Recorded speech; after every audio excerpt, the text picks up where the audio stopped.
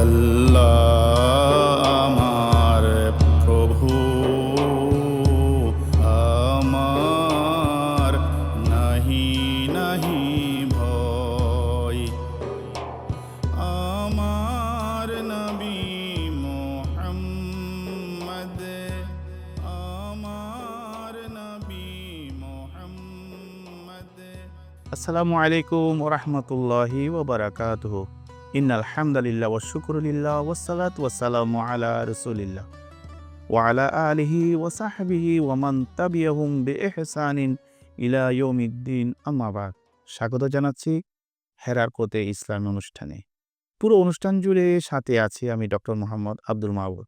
প্রিয় দর্শক, দূরে কাছে দেশ বিদেশে যে যেখান থেকে বসে এই মুহূর্তে আমাদেরকে দেখছেন, সকলকে প্রাণবন্ত অনিমেষ শুভেচ্ছা, অভিনন্দন ও মোবারকবাদ জানাচ্ছি। আশা করছি সবাই ভালো আছেন, সুস্থ আছেন, নিরাপদে আছেন। মহান আল্লাহ রব্বুল আলমিনের নিকট ফরিয়াদ করছি, আল্লাহ তাআলা সবাইকে ভালো রাখুন, সুস্থ রাখুন, নিরাপদে রাখুন। প্রিয় দর্শক, বছর ঘুরে আবারও ফিরে এসেছে আমাদের কাছে মাহে রমজান। রমজান এমন একটি মাস, গণনার দিক দিয়ে মাস হচ্ছে ১২টি। আল্লাহ তাআলা কোরআনে পাকে বলেছেন, বিসমিল্লাহির রহমানির রহিম, ইন্না ইদ্দাতাশ শুহুর ইনদাল্লাহ ইসনা আশারা শাহরা।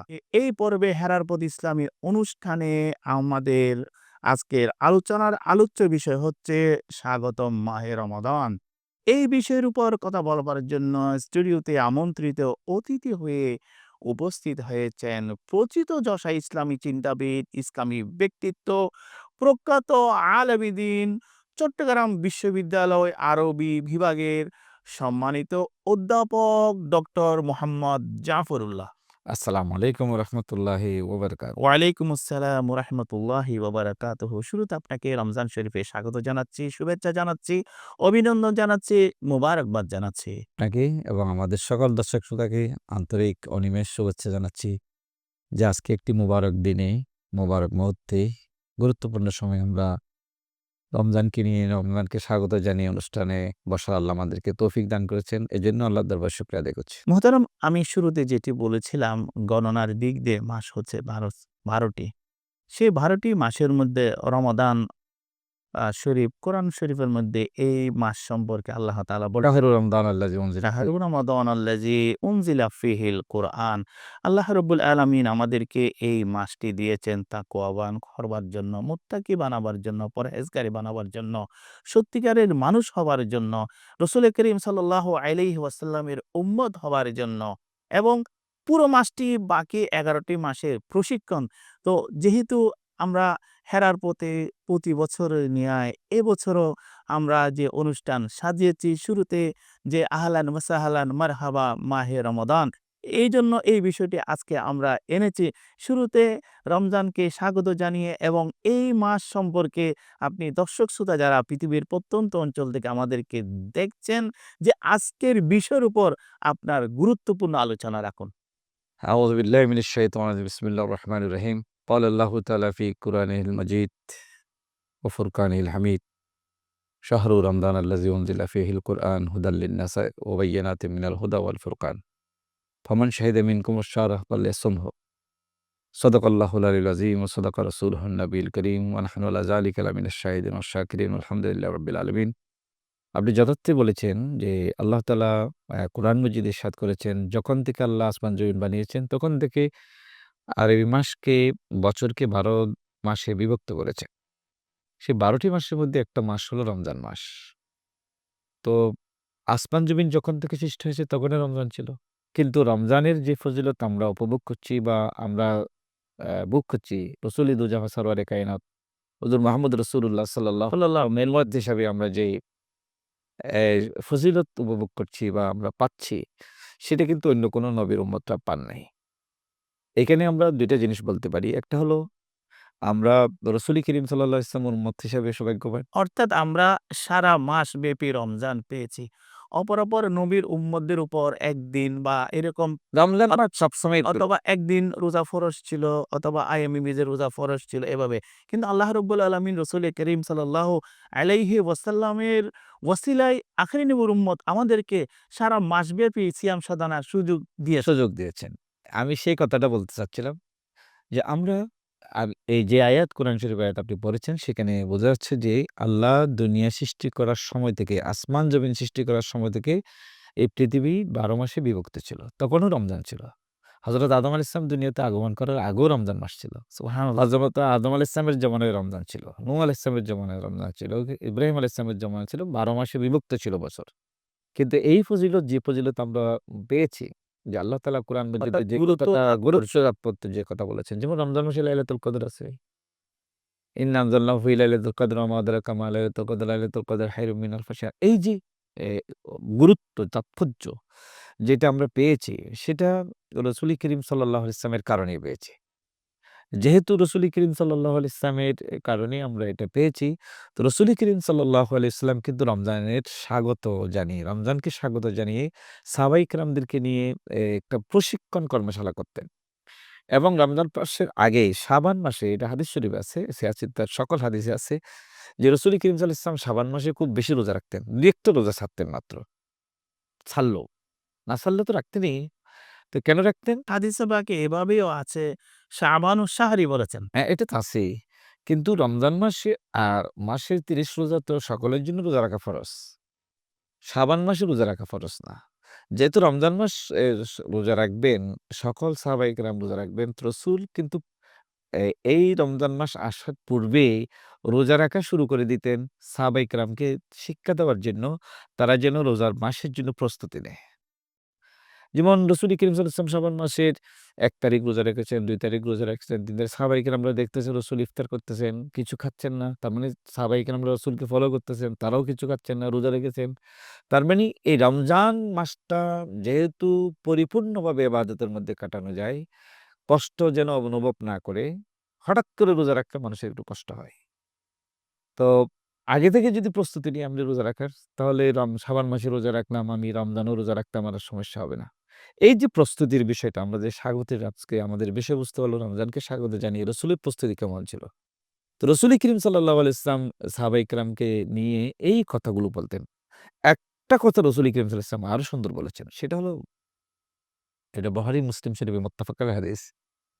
যখন রমজান মাস প্রবেশ করে, ইজা দাখালা রমজান শাহরু রমজান, যখন রমজান মাস প্রবেশ করে ফুতিহাত আবওয়াবুল জান্নাহ। রাসূলুল্লাহ সাল্লাল্লাহু আলাইহি ওয়াসাল্লাম বলেছেন, অর্থাৎ রমজান মাসের চাঁদ উদিত হয়। দিতে হলে আল্লাহ জান্নাতের দরজা খুলে দেন। ওয়ালাম ইউগলাক বাবুন, কোন দরজা বন্ধ করা হয় না। এবং ওয়াগুল্লিকাত আবওয়াবু জাহান্নাম, এবং জাহান্নামের দরজা বন্ধ করা হয়। রাসূল করিম সাল্লাল্লাহু আলাইহি ওয়াসাল্লাম ইরশাদ করেছেন যে রমজানের গুরুত্ব নিয়ে রাসূল করিম সাল্লাল্লাহু আলাইহি ওয়াসাল্লাম এটা সিয়াসিত্তুল হাদিস মুত্তাফাক আলাইহি হাদিস। রাসূলুল্লাহ সাল্লাল্লাহু আলাইহি ওয়াসাল্লাম ইরশাদ করছেন যে ইজা দাখালা শাহরু রমজান ফুতিহাত আবওয়াবুল জান্নাহ এবং ওয়াগুল্লিকাত আবওয়াবু জাহান্নাম ওয়া সুফিদাত মারাদাতুল জিন ওয়া শায়াতিন ও কামা ক্বালা রাসূলুল্লাহ সাল্লাল্লাহু আলাইহি ওয়াসাল্লাম। সাল্লাল্লাহু আলাইহি সাল্লাম। এখানে এই হাদিস থেকে আমরা কি বুঝতে পারছি? শুধু রাসূল করিম সাল্লাল্লাহু আলাইহি ওয়াসাল্লাম প্রস্তুতি নিতেন না। রমজান মাস আসলে রমজান মাসের প্রস্তুতি শুধু রাসূল নিতেন না। স্বয়ং আল্লাহ পাকও ফেরেশতাদেরকে নিয়ে প্রস্তুতি নেন। কিরকম প্রস্তুতি?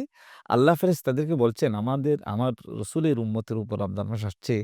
তোমরা এই রমজান মাসের বরকতের জন্য, রমজান মাসকে সম্মানিত করার জন্য তোমরা সকল জান্নাতের দরজা খুলে দাও সুবহানাল্লাহ। এবং সকল জাহান্নামের দরজা বন্ধ করে দাও। এবং শয়তানকে যে শয়তান আছে মানুষকে অসাদে মানুষকে ইবাদত থেকে বিমুখ করে তাকে তোমরা বেঁধে রাখো। যেখানে আল্লাহ তাআলা পর্যন্ত অর্থাৎ শয়তান যেন অসওয়াসাটা কুমন্ত্রণা দিতে না কুমন্ত্রণ দিতে না পারে। উম্মত যেন রাসূলের উম্মত যেন আল্লাহর এই বান্দারা রাসূলের উম্মতরা যেন এ কোনোভাবেই মিসগাইড না হয়। এজন্য আল্লাহ তাআলার একটা পরিকল্পনা আছে। সেই পরিকল্পনা আল্লাহ ফেরেশতাদেরকে দিয়ে করেন যে তোমরা জান্নাতের দরজাগুলো খুলে দাও, জাহান্নামের দরজা বন্ধ করে দাও। তাহলে এই মহিমান্বিত মাসের অন্যতম বৈশিষ্ট্য হচ্ছে একমাত্র এই মাসে স্পেশাল গুরুত্ব জান্নাতের দেওয়ার যত জন্য দরজা আসে সব ওপেন হয়ে যায়। ওপেন খোলা। আর খুলে দেওয়া হয়। জাহান্নামের সমস্ত দরজা বন্ধ। এখন আমাদের দর্শক শ্রোতার কাছে আমাদের ব্যক্তিগত জীবনে আমরা এটাকে উপলব্ধি করা দরকার। যেখানে আল্লাহ তাআলা পর্যন্ত একটা পরিকল্পনা করছেন। যে কি পরিকল্পনা? জান্নাতের দরজা খুলে রাখছেন আমাদের জন্য। জাহান্নামের দরজা বন্ধ রাখছেন আমাদের জন্য। শয়তানকে বেঁধে রাখছেন আমাদের জন্য। আমাদের কি করণীয়? আমাদের এখন প্রিপারেশন কিরকম থাকা দরকার? এই মাসটাকে ইস্তেকবাল করব কিভাবে আমরা? আমরা বিগত ১১ মাসে যদি আমাদের কোনো মিস্টেক হয়ে যায়, ত্রুটি আমাদের বিচ্যুতি হয়ে যায়। নিশ্চিত হতে পারে, আমরা মানুষ। হতে পারে। ইন্না নাফসা লাআম্মারাতুন বিসসু, আমাদের কাছে যে আল্লাহ একটা নফস দিয়েছে, এটা মানুষকে খারাপ কাজে উদ্বুদ্ধ করে আমরা খারাপ কাজ করে ফেলি। মনোরজান্ত হয়ে যায়।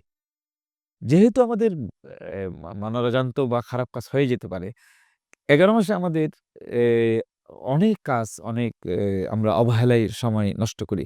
কিন্তু আমরা যেন এই রমজানকে অবহেলায় মানে এটা নষ্ট না করি।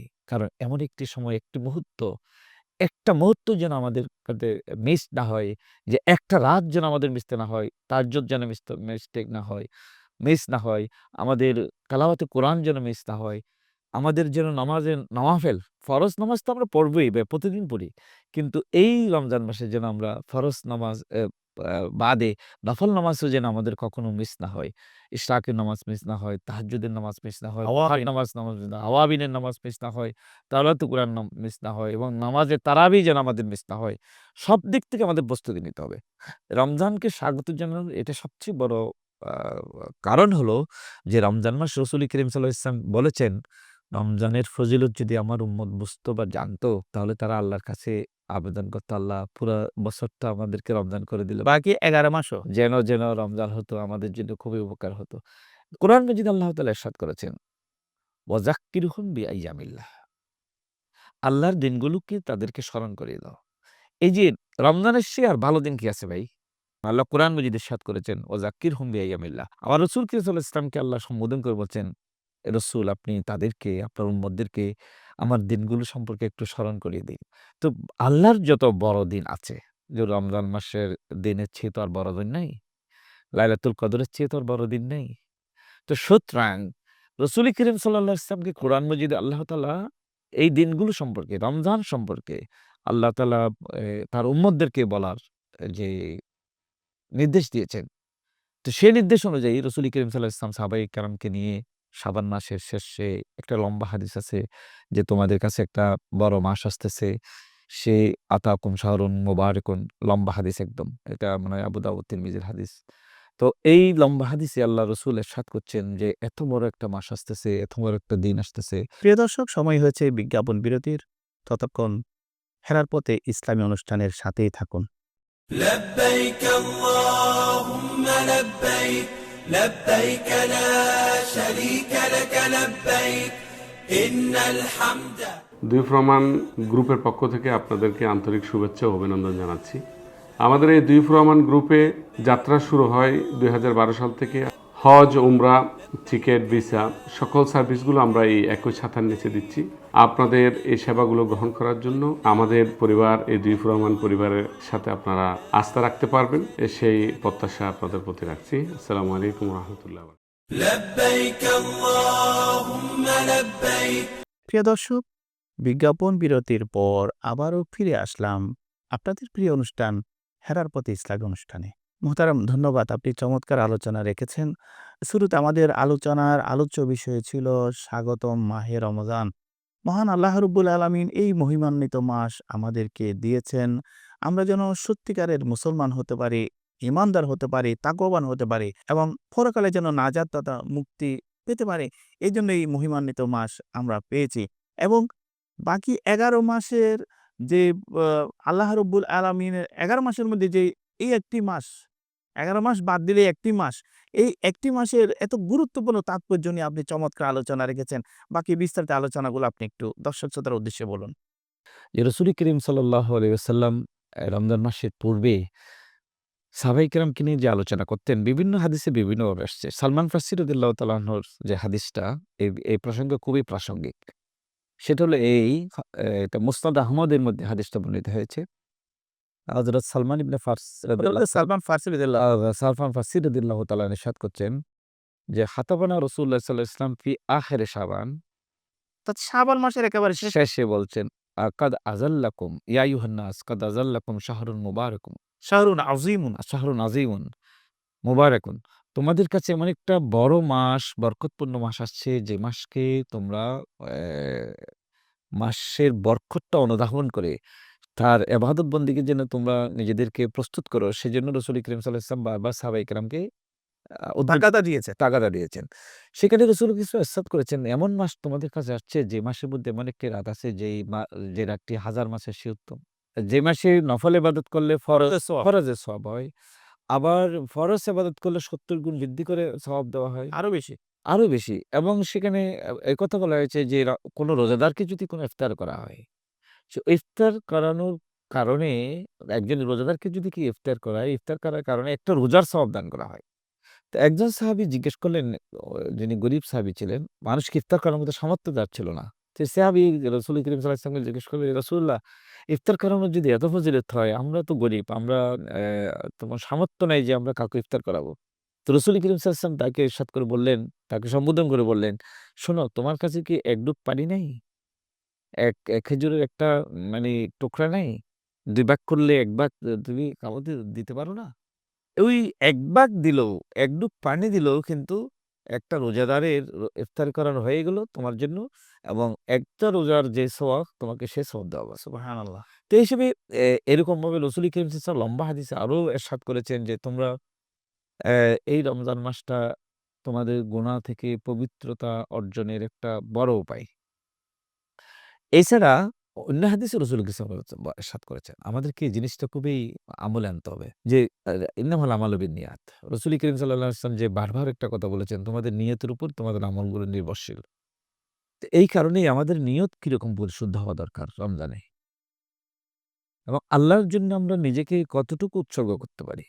একটি কথা আছে, ওটা ইমাম গাজ্জালী রাদিয়াল্লাহু তাআলা আনহু খুব সম্ভবত তার ইহয়া উলুমুদ্দিনের মধ্যে বলেছেন যে, আমল কেন আমরা এলম কেন শিখি? এলম শিখি এই কারণেই যেন আমরা আমল করি। তো যার কাছে এলম আছে কিন্তু আমল নাই, সে এলমের কোনো দাম নাই। তো এলমের জগতে আমলের দাম এলমের চেয়েও বেশি। কারণ এলমটা শিখি আমরা আমল করার জন্য। আবার আমলের সমুদ্রে, আমলের জগতে এখলাসের দাম বেশি। তো এখলাস থাকতে হবে। আমাদের যে কাজটা আমরা করতেছি এখলাসের সাথে করতেছি কিনা? নিয়তের সাথে।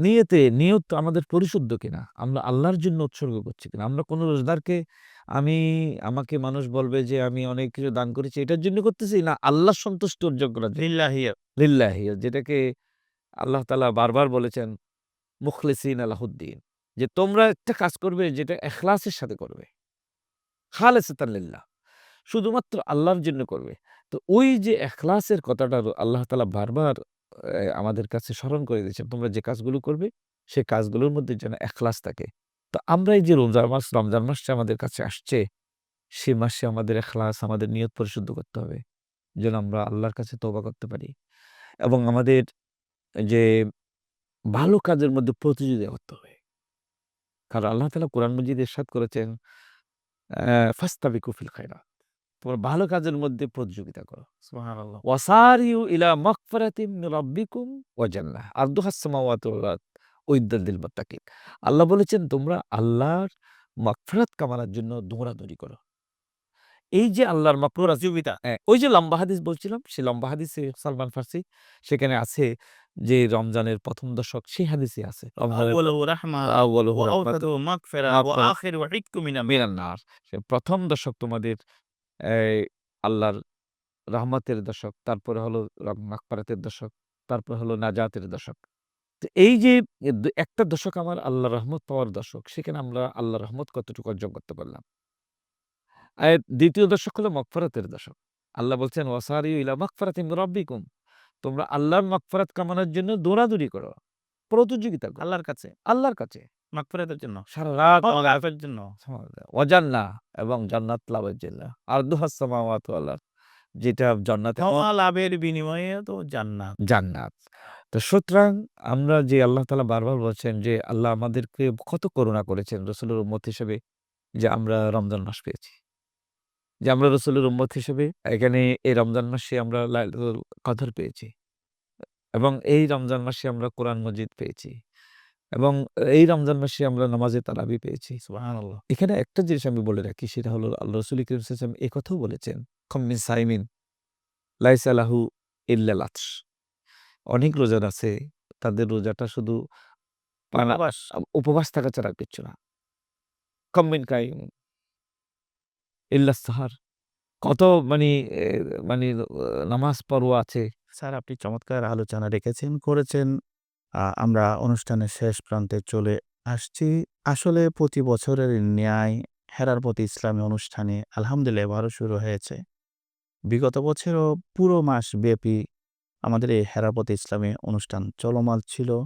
তো আজকে ১ম পর্ব হেরার প্রতি ইসলামী অনুষ্ঠানে আমাদের আজকের আলোচনার শুরুতে আলোচ্য বিষয় ছিল আহলান ওয়া সাহলান মাহে রমজান, অর্থাৎ রমজান মাসকে স্বাগত জানানো। এটা আজকের আমাদের আলোচ্য বিষয়। আপনি এই রমজান মাসকে কিভাবে স্বাগত আমরা জানাবো, রাসূলুল্লাহ সাল্লাল্লাহু আলাইহি ওয়াসাল্লামের হাদিস, কোরআনের আয়াত দ্বারা আপনি দর্শক শ্রোতার উদ্দেশ্যে চমৎকার আলোচনা রেখেছেন। আজকের এই আলোচনার আলোচ্য বিষয়ের উপর সর্বশেষ আপনার বক্তব্যটুকু রাখুন। আমরা দীর্ঘক্ষণ আলোচনার মাধ্যমে যেটা আমরা বুঝতে পেরেছি যে আমাদের নিয়ত পরিশুদ্ধ করতে হবে এবং এই রমজান মাসের যে আমাদের যে মাহাত্ম্য সেটাকে অনুধাবন করে আমাদের এই পুরো মাসটা যেন আমাদের এবাদতে কাটাতে পারি, সেই একটা প্রস্তুতি আমাদেরকে রাখতে হবে। তো এবাদত ২ ভাগে বিভক্ত হয়। একটা হলো আমাদের বদনী এবাদত, শারীরিক এবাদত, একটা হলো আমাদের আর্থিক এবাদত। আমাদের শারীরিক এবাদত এবং আর্থিক এবাদত ২ টাই যেন আমরা এই রমজান মাসে আদায় করতে পারি। অর্থাৎ আমরা যেন অবহেলা এবং আ কোনো ইবাদতে যেন অবহেলা না করি। অবহেলা আল্লাহর জিকিরে একটা মুহূর্ত যেন আমরা নষ্ট না করি। পুরা রমজান যেন আমাদের প্রত্যেকটা মুহূর্ত আমাদের ইবাদতের মধ্যে যায় এবং আমাদের ধন সম্পদ যা আছে সেগুলোর যাকাত আমরা আমাদের সদকা খায়রাত যেন আমরা ভালোভাবে করতে পারি। রোজাদারের যেন সম্মান করতে পারি। কোরআন তেলাওয়াতের মাধ্যমে যেন আমরা এই রোজাটা কাটাতে পারি। আল্লাহ তাআলা আপনাদের সকলকে এই তৌফিক দান করুন। আমিন সুম্মা আমিন। ডক্টর মোহাম্মদ জাফরুল্লাহ আপনাকে আবারও ধন্যবাদ ও মোবারকবাদ জানাচ্ছি। আপনার মূল্যবান সময়টুকু হেরার পথে ইসলামী অনুষ্ঠানের স্টুডিওতে দিয়েছেন। আপনাকেও ধন্যবাদ। প্রিয় দর্শক, আমরা চমৎকার আলোচনা শুনেছি। এই মহিমান্বিত বরকতময় মাস আল্লাহ রব্বুল আলামিন আমাদেরকে দিয়েছেন সত্যিকারের মুমিন বান্দা হবার জন্য, সত্যিকারের মানুষ হবার জন্য, আল্লাহর প্রিয় ভাজন হবার জন্য, রাসূল করিম সাল্লাল্লাহু আলাইহি ওয়াসাল্লামের প্রিয় উম্মত হবার জন্য, পরকালে নাজাত তথা মুক্তি লাভের জন্য রাসূল করিম সাল্লাল্লাহু আলাইহি ওয়াসাল্লামের ওয়াসিলায় এই মহিমান্বিত মাস আমরা পেয়েছি। প্রিয় দর্শক, এতক্ষণ পর্যন্ত যারা আমাদের এই অনুষ্ঠানের সাথে ছিলেন, হেরার পথে ইসলামী অনুষ্ঠানের সাথে ছিলেন, সকলকে আবারও ধন্যবাদ জানাচ্ছি, মোবারকবাদ জানাচ্ছি এবং সারা মাসব্যাপী পুরো রমজান জুড়ে আমাদের অনুষ্ঠানে থাকার আমন্ত্রণ জানিয়ে বিদায় নিচ্ছি। সবাই ভালো থাকুন, সুস্থ থাকুন, নিরাপদে থাকুন এই প্রত্যাশা করছি। আসসালামু আলাইকুম ওয়া রাহমাতুল্লাহি ওয়া বারাকাতুহু।